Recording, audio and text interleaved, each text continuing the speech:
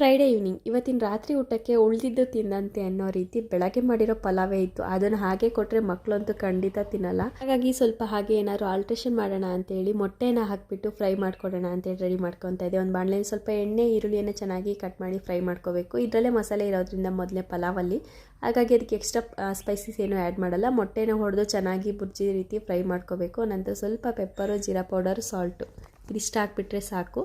ಪಲಾವ್ಗಳಲ್ಲೇ extra spices ಇರೋದ್ರಿಂದ ಮತ್ತೇನು ಹಾಕೋದು ಅವಶ್ಯಕತೆ ಇರಲ್ಲ. ನಂತರ ಪಲಾವ್ನ ಹಾಕಿಬಿಟ್ಟು ಚೆನ್ನಾಗಿ ಮಿಕ್ಸ್ ಮಾಡಿಬಿಟ್ರೆ ಕ್ವಿಕ್ಕಾಗಿ ತವಾ ಪಲಾವ್ ಅಥವಾ ಎಗ್ ಫ್ರೈಡ್ ರೈಸ್ ಮಸಾಲ ಅದು ರೆಡಿಯಾಗಿಬಿಟ್ಟಿರುತ್ತೆ. ಇನ್ನು ನನಗೆ ರೈಸ್ ತಿನ್ನೋಕೆ ಅಷ್ಟೊಂದೇನು ಇಷ್ಟ ಆಗಲಿಲ್ಲ. ಸೊ ಹಾಗಾಗಿ ಬೆಳಗ್ಗೆ ಉಳಿದಿರೋವಂಥ ಸಲಾಡ್ ಇತ್ತು, ಅದನ್ನೇ ನಾನು ಸ್ವಲ್ಪ ಕಡಲೆ ಹಿಟ್ಟನ್ನು ಹಾಕ್ಬಿಟ್ಟು ಈರುಳ್ಳಿ, ಕೊತ್ತಂಬರಿ ಸೊಪ್ಪು, ಉಪ್ಪು ಎಲ್ಲ ಹಾಕ್ಬಿಟ್ಟು ಉಳಿದಿರೋವಂಥ ಸಲಾಡ್ನ ಮಿಕ್ಸ್ ಮಾಡಿ ಅದನ್ನು ಕೂಡ ಮಿಕ್ಸ್ ಬೇಸನ್ ಚೀಲ ರೀತಿ ಮಾಡಿಕೊಂಡೆ.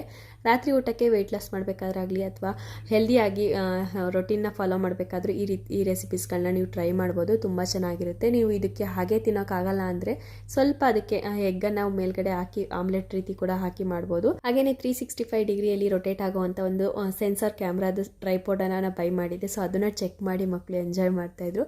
ಅಷ್ಟರೊಳಗೆ ಇಲ್ಲಿ ಫುಡ್ ಕೂಡ ರೆಡಿಯಾಗಿತ್ತು. ಅವ್ರಿಗೆ ಬೆಳಗ್ಗೆ ಮಾಡಿರೋ ಪಲಾವ್ ಅಂತ ಗೊತ್ತೇ ಆಗೋದಿಲ್ಲ. ಈ ರೀತಿ ಮಾಡಿಕೊಟ್ರೆ ಆರಾಮಾಗಿ ಬೆಳಗ್ಗೆ ಮಾಡಿರೋಂಥ ರೈಸ್ನ ಖಾಲಿ ಮಾಡ್ಬೋದು. ನೀವು ಯಾವತ್ತಾರು ಈ ರೀತಿ ಟ್ರೈ ಮಾಡಿದ್ರೆ